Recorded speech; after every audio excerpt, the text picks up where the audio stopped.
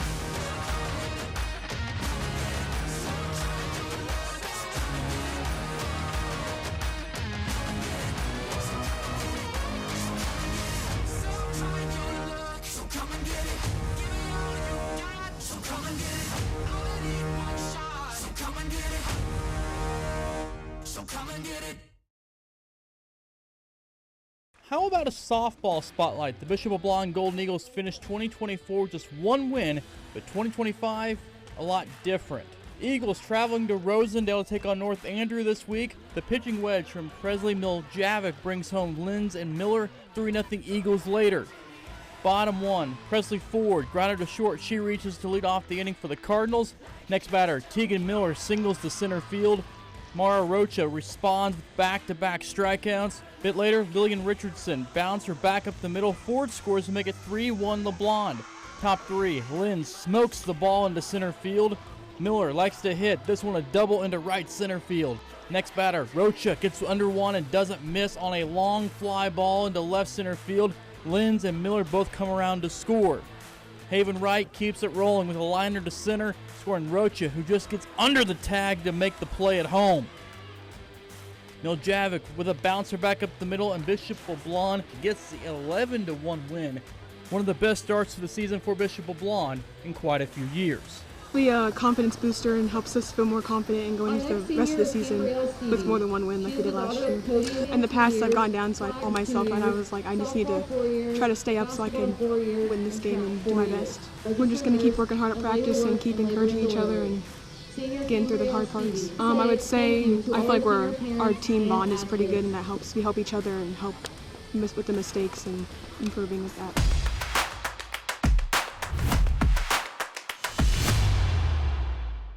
Thursday night featuring a celebration for one Benton High School senior as Eliana Arambula added to her storied high school sports legacy.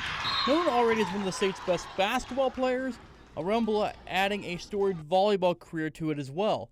The senior adding to her already impressive resume, reaching the 2,000 career assist mark in volleyball. Still ahead on KQ2 Sports Central, it's the class of 2025, the St. Joseph Area Sports Hall of Famers, including the 1977 Bishop LeBlond boys basketball team, and former Central Indian and Kansas State Wildcat and Kansas City Chief 2, Elijah League, going into the Sports Hall of Fame. KQ2's Anthony Crane sitting down with a special teams coordinator for the Mo West Griffins, Colin McQuillan. Stay tuned.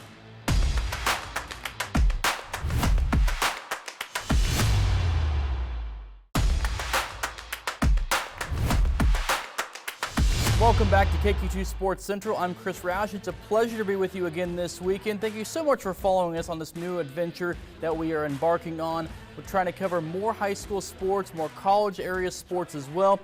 And this week in our KQ2 Sports podcast, which you can find every Wednesday on our YouTube channels as well as KQ2.com, Anthony Crane sitting down with Colin McQuillan, the special teams coach at Mo West, helping the Griffins this year. Now, McQuillan has a storied past in the area too. He's a Wathena, Kansas native. He coached 8-man football for a few years at Union Star, so he's seen all kinds of football, and he's been back with the Griffins for a few years now. I remember when you got back to Western, but how did that process work out? Like, how did you, once you decided you wanted to coach, and then you were a GA, but walk me through that process and what that whole experience is like. So when I came back, it was, I can't even tell you what year, that would have been 2010, I believe, 2009 maybe, and was just, knew that that's what I wanted to do. Now it was like getting farther away from, okay, I'm not going to play anymore, how am I going to replace that? And it was coaching. It was back to that junior, senior high school feeling of like, I need to replace that feeling with something, and coaching was what it was going to be. And it actually first started with just getting on the Misha website. And my first ever job was actually at Union Star High School. And I literally just looked it up on the website, what was close to St. Joe, what could I do, not have to have any degrees or anything.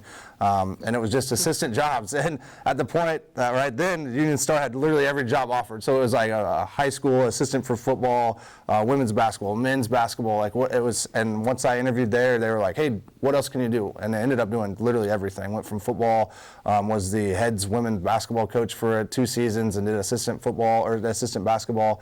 And while I was doing that, that kind of got the juices flowing, that I was taking just multiple PE classes there at Missouri Western. And Wes Bell came in one day and just kind of did a presentation to everybody like he was looking for summer interns. And I was like, hey, what a better way to then supplement what I want to continue to do, but by doing it at the college level. And so did that for a summer with Wes Bell. It was grueling. It was like 5 a.m. every morning during the summer, which no one likes to do at 2021. Like you're trying to enjoy your college life. But did that, and I obviously did a good enough job that Wes and Coach Partridge brought me back on.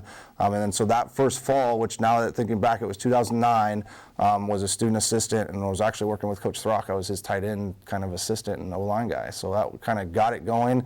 At the same point, did that. Told Union Star I was no longer going to be able to coach football, because obviously kind of you put Missouri Western and Union Star side by side, you're gonna rank it out. But still did basketball that winter. So, and thought like, hey, this is still something that I want to keep my toes in. Did basketball, men's and women's, and then that spring turned it into full time. It just was football in Missouri Western from there. Now, was that your first coaching job at Union Star? It was. It was. They threw you right into being a head coach? Yes, they did. There wasn't a big pool there at Union Star, surprisingly not. Yeah, I see. Because I'm always curious, because I think anyone who's in athletics probably has the thought of, hey, do I want to coach? How? You know what I mean? Like, how did you do it? Without, you'd played, but like to actually be in charge. It was an adventure, really. I mean, because at that point, I mean, I'm 20 years old, don't really know what I'm doing. Thankfully, I was very fortunate that I had Tom Thompson, who I believe now is at Stewartsville. He was the head boys coach, so I was his assistant, so he kind of brought me along. Derek Petty, who now his wife is actually our head athletic trainer, Rachel Petty out at Missouri Western, he was one of the ADs, so those guys were kind of mentors of, like, if I had questions, I could go to them. They had been in that system, they had been there, they've been coaching for probably just as long as when I started young, they started at the same point, so it was good to kind of lean on them when I had questions. And as far as I could as teach it as like I'm the head coach, I almost did it like I was a player. I mean, I was practicing with them, I was doing things that they were doing, trying to make sure they felt comfortable with everything, and it was really just feel it out as you go. And there was a lot of highs and lows, obviously being at Union Star, especially at the time. I mean, it was a lot of lows, but it was fun.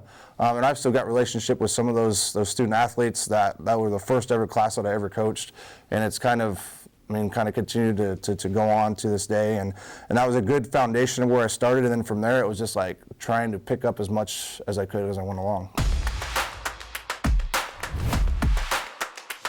To find the full interview between Anthony and special teams coach at Mo West, Colin McQuillan, go to our website, KQ2.com, or head over to YouTube and the KQ2 YouTube channel. Well, coming up next, we take a look at the Hall of Fame coaching career of Tony Dudick, Bishop LeBlond, and Central Indians football coach. Stay tuned.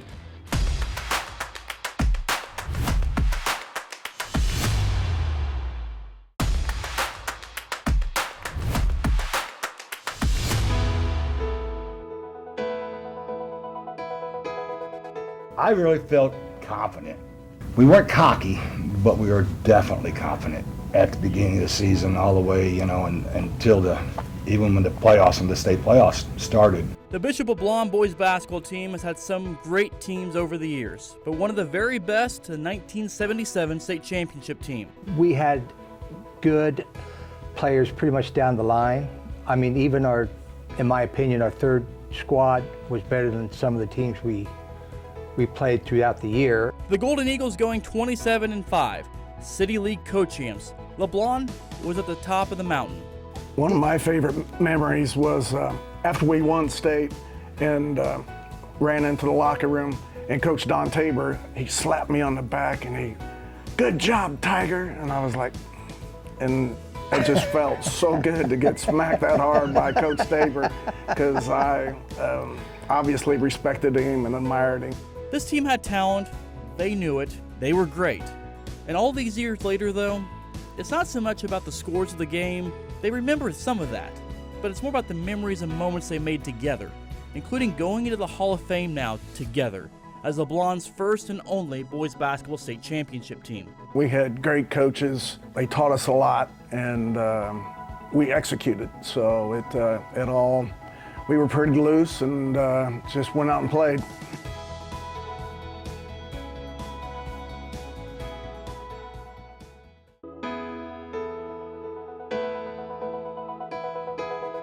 We got smart and put your hand down on the ground, and I remember looking around at a few coaches after a few plays, and we're like, I think we just found something.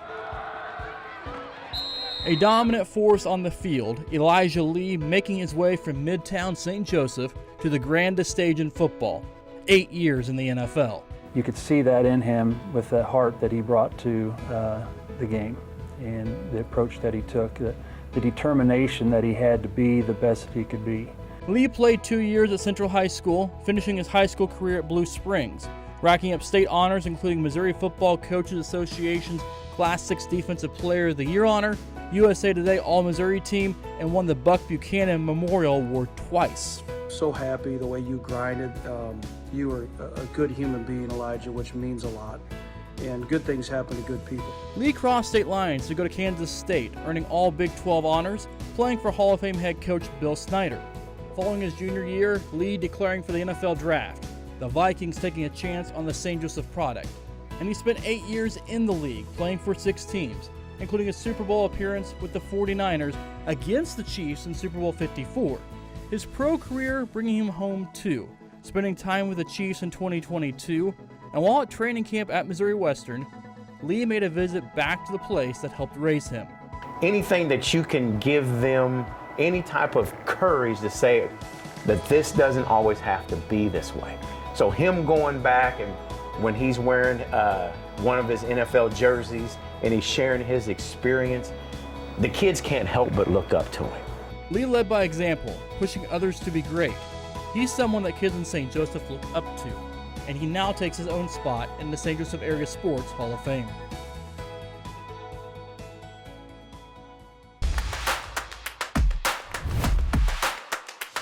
To find the full interview between Anthony and special teams coach at Mo West, Colin McQuillan, go to our website, KQ2.com, or head over to YouTube and the KQ2 YouTube channel. Well, coming up next, we take a look at the Hall of Fame coaching career of Tony Dudick, Bishop LeBlond, and Central Indians football coach. Stay tuned.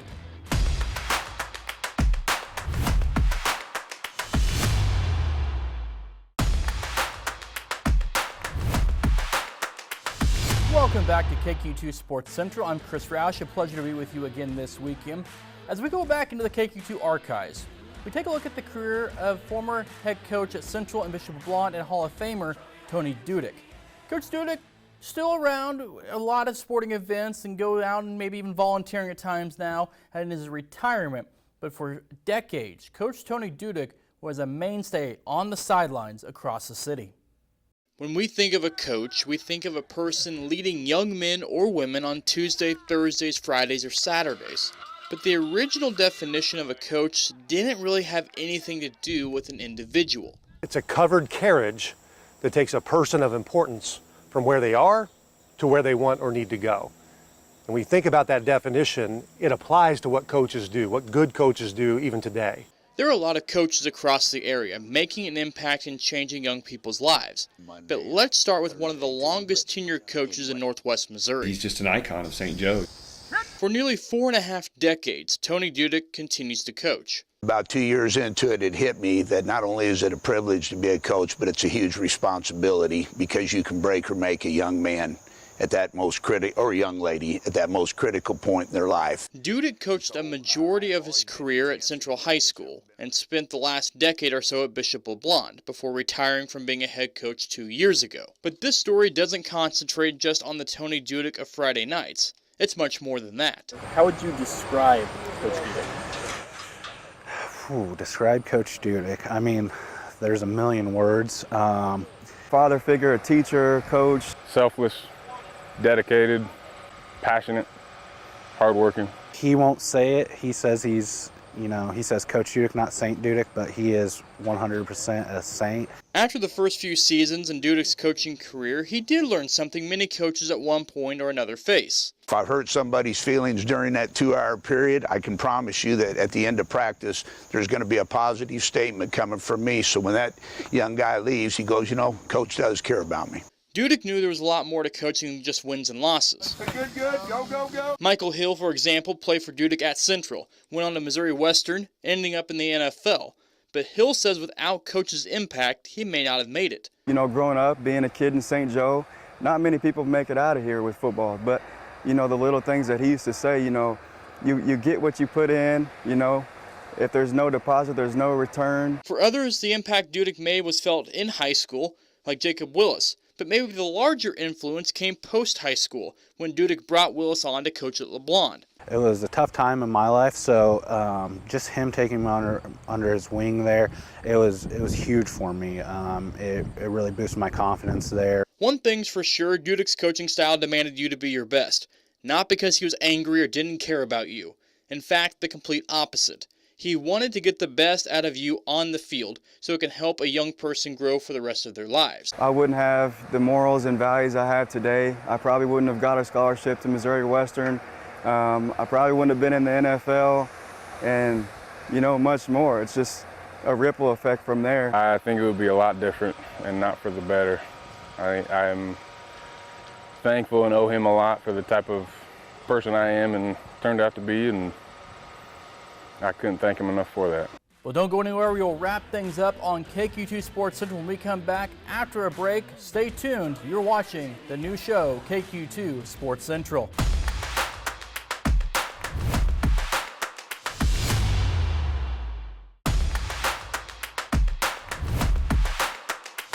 Welcome back to KQ2 Sports Central as we wrap things up here on the show. Another reminder, this is just our 4th episode of KQ2 Sports Central, and we want this show to be all about you. We want to highlight high school players, high school coaches, teams, local college athletes, college teams, everyone, administrators, anybody making a difference in local and college sports in our area.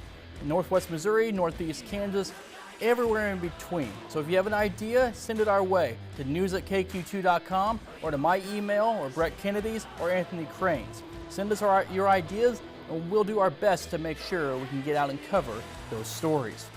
Well, that will do it for this week's edition of the show. Thank you so much for watching, and thank you to everyone who makes this show possible. I'm Chris Roush, and this is KQ2 Sports Central.